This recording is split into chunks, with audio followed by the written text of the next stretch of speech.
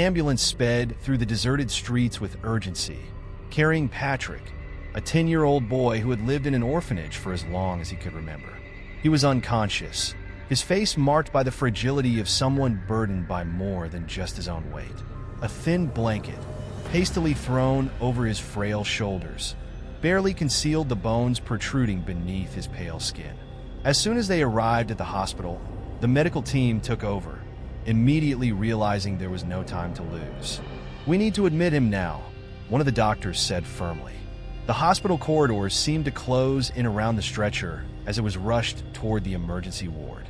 Patrick briefly regained consciousness, his cloudy eyes attempting to make sense of where he was. "Orphanage, I need to go back," he murmured, his voice barely audible.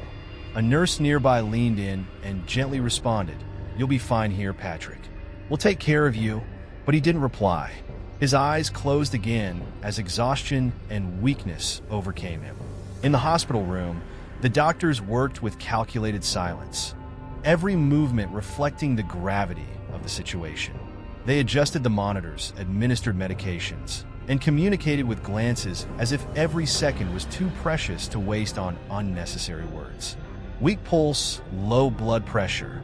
He's in critical condition," one of the doctors reported while jotting down the initial findings on the chart. Patrick lay still on the narrow white bed, his pale skin almost indistinguishable from the stark sheets beneath him. One doctor, reviewing the boy's chart, couldn't hide his indignation. "How does a child end up like this?" "He's severely malnourished," a colleague replied in a hushed tone, almost a whisper. "He's from an orphanage. The conditions there aren't always the best." The silence that followed spoke volumes. Patrick was just another number in a system unable to care for everyone. But in that moment, in that room, he was their absolute priority. As the preliminary tests were conducted, Patrick's expression briefly shifted. He opened his eyes and tried to speak, but his voice was a mere groan. A nurse quickly approached, leaning closer to hear him. "I just didn't want to bother anyone," he said, struggling. The nurse blinked, holding back the emotion threatening to surface, and replied, "You're not a bother. You're in good hands now, Patrick." He tried to smile, but his frailty wouldn't allow it. The following hours were a race against time. New tests were ordered, medications administered, but the results yielded no clear answers.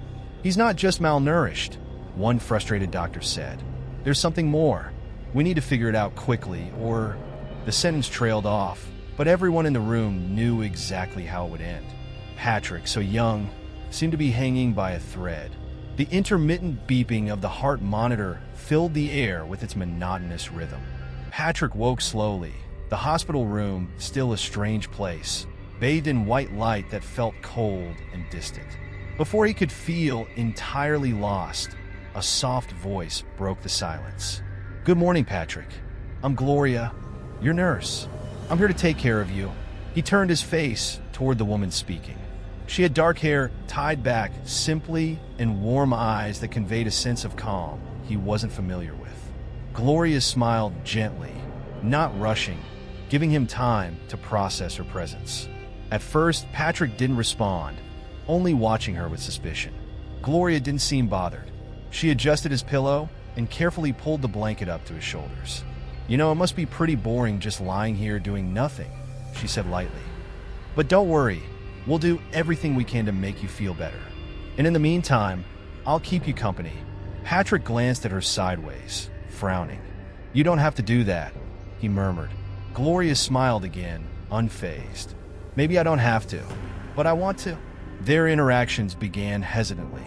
Gloria asked simple questions, tried to find a way into the boy's closed-off heart. "Do you have a favorite food? A book you like?" Patrick shrugged, avoiding her gaze. "I don't know." Despite the barrier, Gloria maintained her quiet presence. She brought him water, adjusted the monitors, and occasionally told funny stories about other patients she had cared for, hoping to coax a smile from him. With every gesture, Patrick slowly began to lower his guard, and the two started to connect in an unexpected way. As the days passed, Gloria started to share more about herself. One night, while checking Patrick's vitals, she sat down beside his bed and sighed deeply. "I had a son named Dennis," she began, her voice slightly trembling. "He had the most beautiful smile you could imagine. But he got sick and I lost him." Patrick looked at her with a mix of surprise and empathy. It was the first time someone had shared something so personal with him. "I'm sorry," he said softly. Gloria nodded, her eyes wet but filled with determination. "I feel like taking care of you, Patrick, is a way to honor him. He loved helping people. I think he'd be happy to see me here." The boy, who rarely opened up, began to find the courage to talk about his own pain. He told her about the orphanage, how he often felt invisible, and the fear of being forgotten.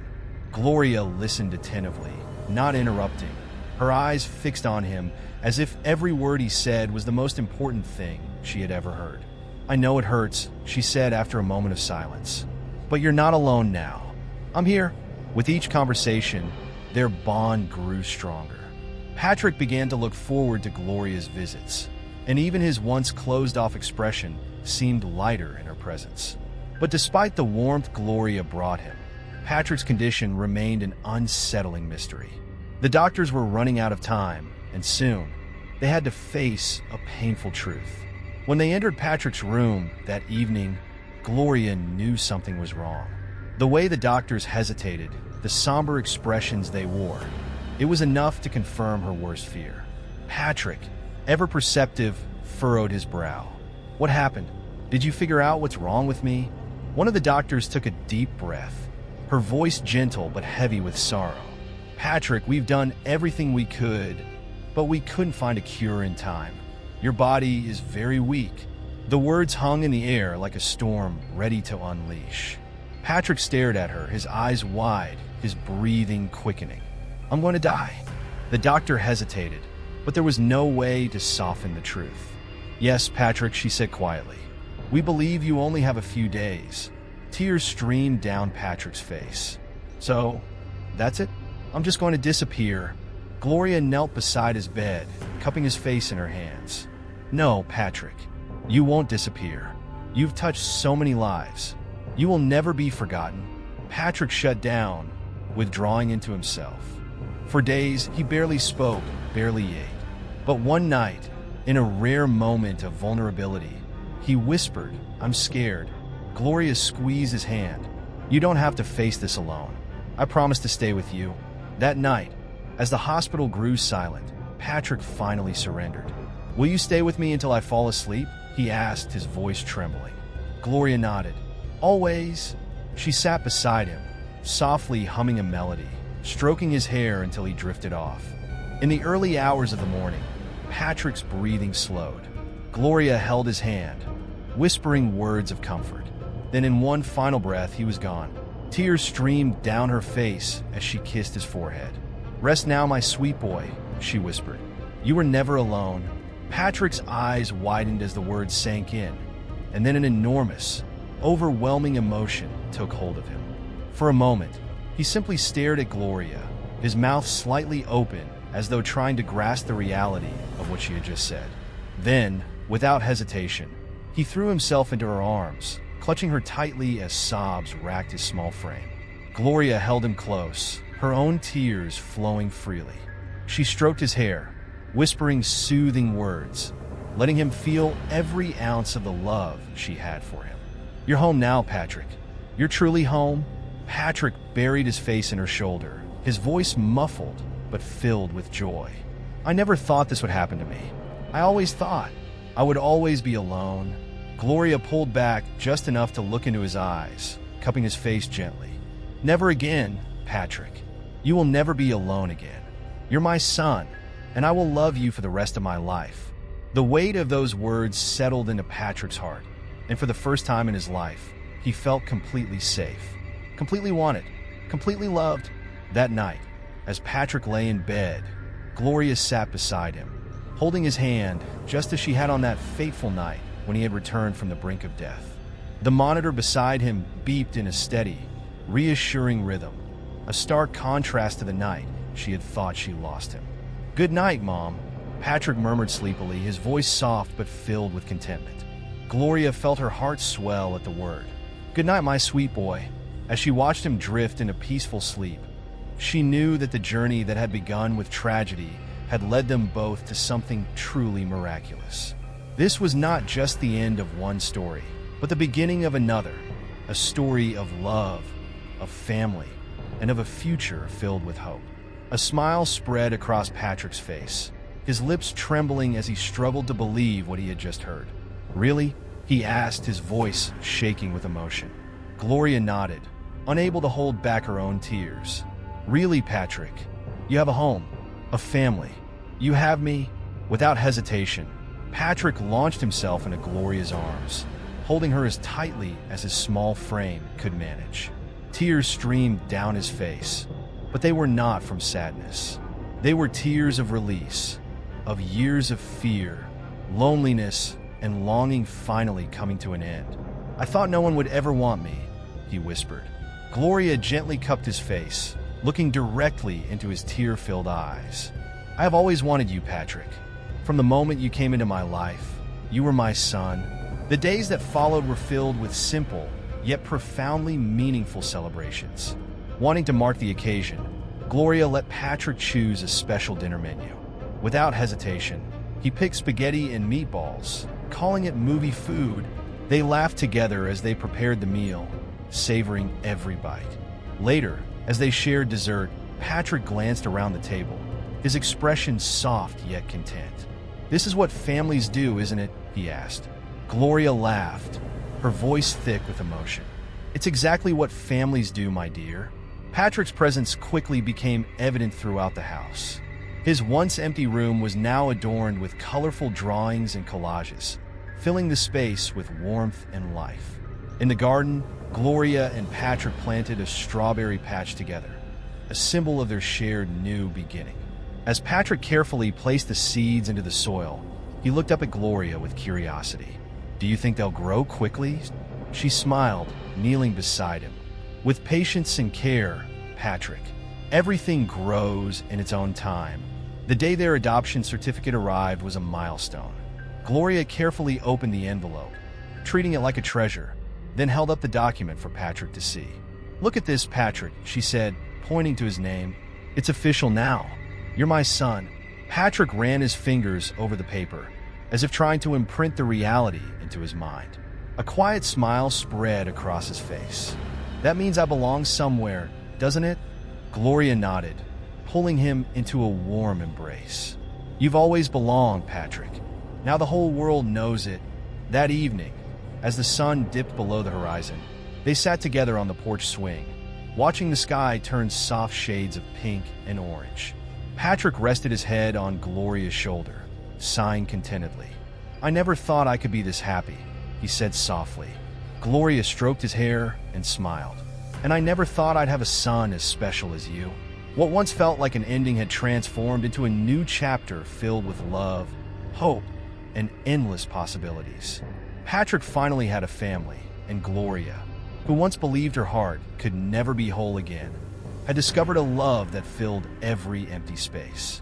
As the stars twinkled in the night sky, they both knew their future was bright, illuminated by the love and hope they had found in each other. As the days turned into weeks, Patrick and Gloria settled into a rhythm, one filled with small joys and moments of discovery. Mornings were now greeted with the smell of pancakes and laughter over breakfast. Evenings became a time for quiet talks, storybooks, and the comfort of knowing that neither of them would ever have to face the world alone again. Patrick, once hesitant and unsure, began to blossom under Gloria's care. At school, he made his first real friend, a boy named Ethan, who shared his love of drawing. They spent afternoons sprawled on the living room floor, creating colorful masterpieces that soon decorated every inch of Patrick's bedroom walls. One Saturday, as they stood in the garden watering their strawberry plants, Patrick furrowed his brow in concentration. "I think they're growing," he said, pointing to tiny green sprouts peeking through the soil. Gloria knelt beside him, her heart swelling with pride. "They are," she agreed. "Just like you." Patrick looked up at her, his eyes shining. I think I like growing here." Gloria brushed a stray curl from his forehead. "Me too, sweetheart, but not every day was easy. Some nights, Patrick still woke up from nightmares, shadows of his past creeping in.